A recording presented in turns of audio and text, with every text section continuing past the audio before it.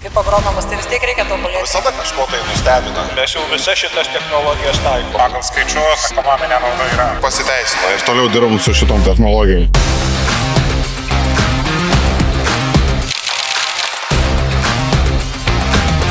Atvykom žinių pasisemti, palyginti, ką mes naudojam ir ar atsirado dar kokių naujojo. Šių metų mūsų krepšelio naujiena tai pulsiniai purkštukai ir mes šiai dienai turim šitą sistemą, kuri yra viena iš efektyviausių, realiai geriausia savo kokybę ir ją gali už 30-40 tūkstančių įsidiegti ūkininkas į esamą purkštuvą ir jis dirbs lygiai taip pat kaip tas už 500 000. Nebebus žmogiškų klaidų ir turėsim dar gražesnius ir pelningesnius pasėlius.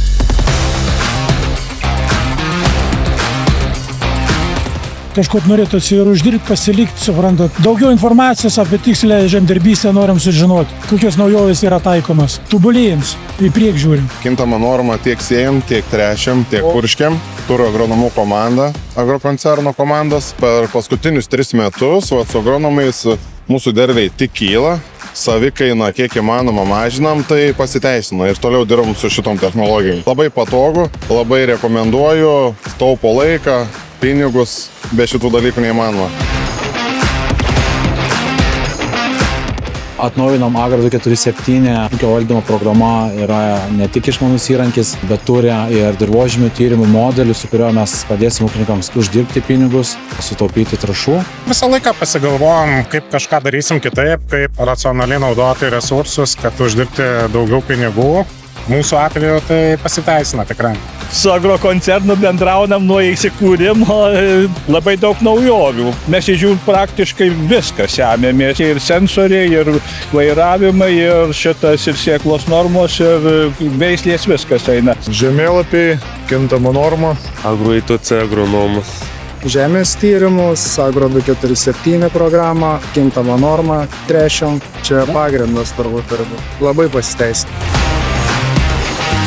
Tikrai veikia.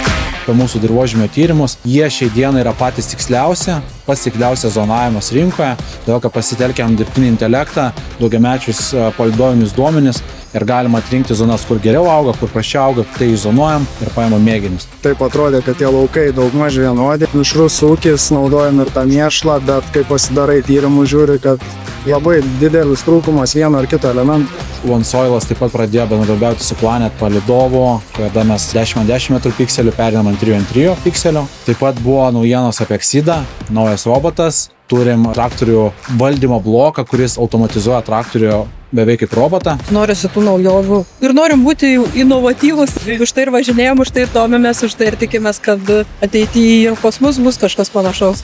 Kas dabar yra nukritusios kainos, trąšos kyla, viskas kyla, tai bus išbandymo metai. Ir tik taupydami, tik tai skaičiuodami kiekvieną centą, galėsim eiti prieki. Vienam ūkiui, kuris viską naudoja, kainuoja rapsą pasisėti 12 eurų hektarui su sėkla ir darbais visais kūro. Kitam kainuoja 200 eurų hektarą.